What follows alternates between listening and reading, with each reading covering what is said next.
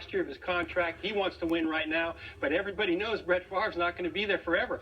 They've got a tough decision to make. Aaron Rodgers is a good player. I think he'll project to a good player in the NFL, but he can't really help him right now. So you're talking about something similar to Buffalo last year, where they take a quarterback and sit him on the bench and pass at another position where you can have an impact player come in and help you this year. Well, it's a nightmare in that way, but it is, at the same time, at what level do you, how many picks ago do they start debating this in their room? They could see this coming for the last 8 picks, couldn't they? Maybe for the last couple of days, Boom. They've had to have the discussion, so they know where they're going. But it makes it really tough on everybody because the timeline for everybody in the organization isn't always the same. Do you find the next quarterback, Campbell from Auburn, close to Rodgers, or the way you handicapped it, it shouldn't even be a debate, Randy? No, I think it's debatable because Campbell's a good player too, and he's got a big arm. He's really progressed in a different scheme. I'm not sure which route I'd go, but I think Jason Campbell's got a lot of NFL teams right now saying that he's the second quarterback. All right, look, you're going to be GM again one day, but you're going to be GM right now for about 30 seconds, okay? Yeah. It's your pick. What do you do?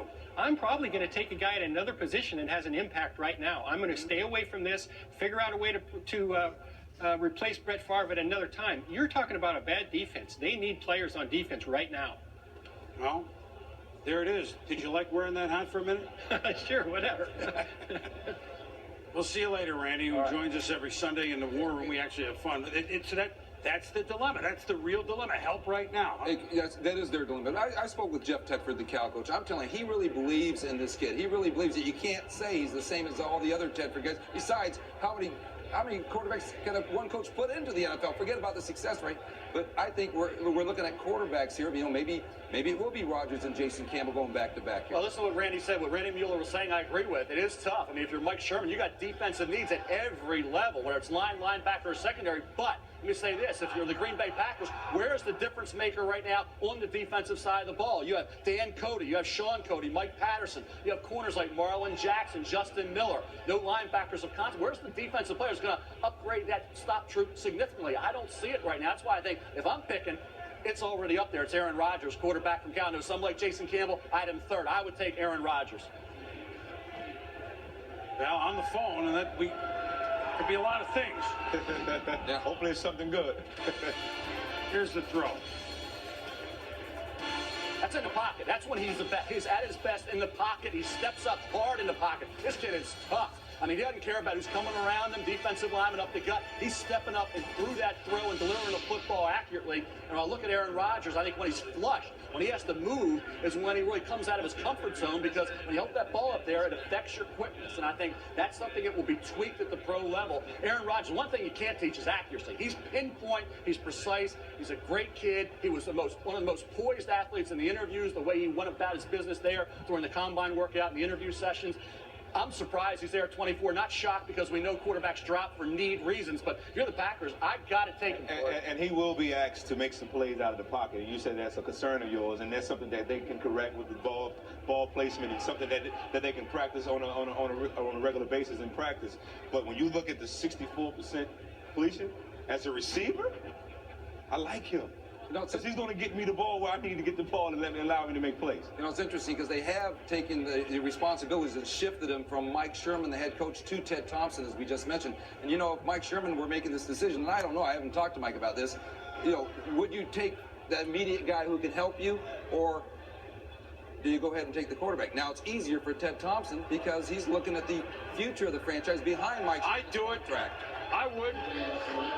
Pick him. Well, we'll see. Pick him. Yep. We don't know. But well, we're going to find out. Pick him. I think Aaron Rodgers be happy. He's going to be a better last first-round pick, and the quarterback the Packers made was Rich Campbell, 81 from Cal. He'll be better than Rich Campbell, please. Gotta be. You can only hope. For Aaron's sake. Let's go. Make the pick. It'll be great. And Brett, I hope you play 5 more years. It's okay. No one's booting him out the door. That's for darn sure. Pick him. Let's go. With the 24th selection in the 2005 NFL Draft, the Green Bay Packers select Aaron Rodgers, quarterback from California. There you go. Good for him.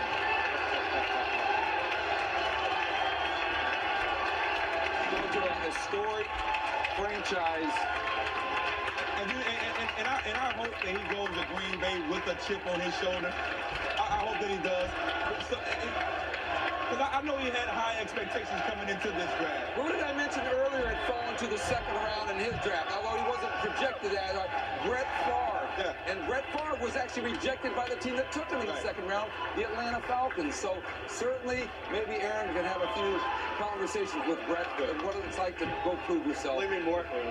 Brett thought he was a first-round pick. He was at the Super Bowl. He had that great career at Southern Miss, orchestrated that big upset over Florida State when he was with the Golden Eagles. And, he thought he was a first-round pick. He was projected to be more between 20 and, say, 25. He dropped to the second round. Browning Nagel, quarterback Louisville, went to the Jets with one pick after Brett Favre that year. Boomer Esiason dropped to the second round. Thankfully, Aaron Rodgers didn't. He's the 24th overall pick to a storied franchise. Brett Favre's still there, so what better quarterback to say, hey, this is how the NFL operates. This is what you have to do to get better, to get to my level as a Hall of Famer. Great situation for Aaron Rodgers to go to. Lambeau, Green Bay Packers.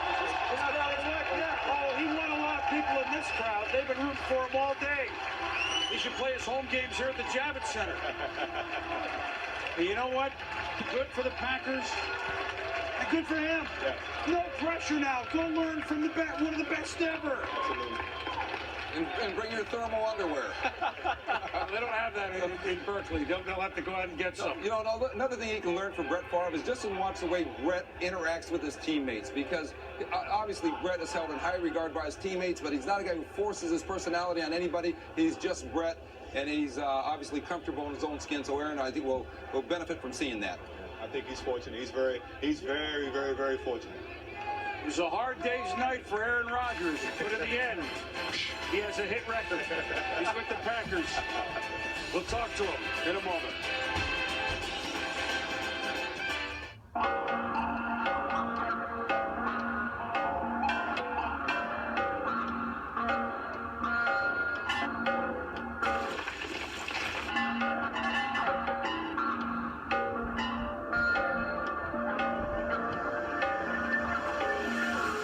Are definitely worth waiting for. And Aaron Rodgers, quarterback out of Cal, had to wait almost 5 hours, but now you're a Packer. Brett Favre wasn't even a first-rounder. What do you think you can learn from him?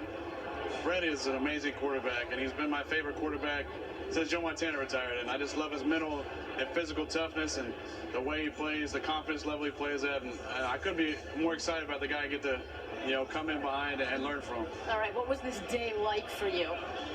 Well, it wasn't the easiest day, but it was a long day. Not a lot of things went the way we thought they'd go, but I'm just so excited about being able to go to a team that wants me, and a team that I can just learn from the greatest quarterback of our day right now. And I'm just excited to get out of that green room and get back to the green and gold in Green Bay. 2 years ago, as you were graduating from high school, there were no Division I prospects. What did you think was going to happen then?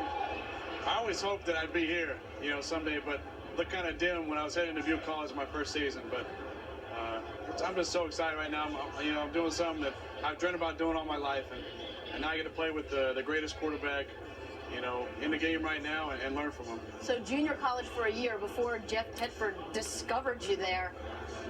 What do you think made the difference? What was it that clicked for you, that got you to this point, a first-round quarterback? I think it's just a confidence level. I started playing at a high level because my confidence was so high. And being able to work with Coach Tedford and learn from him the mental side of the game and the fundamentals that I think are going to carry over and make me successful at this next level really just sets me above.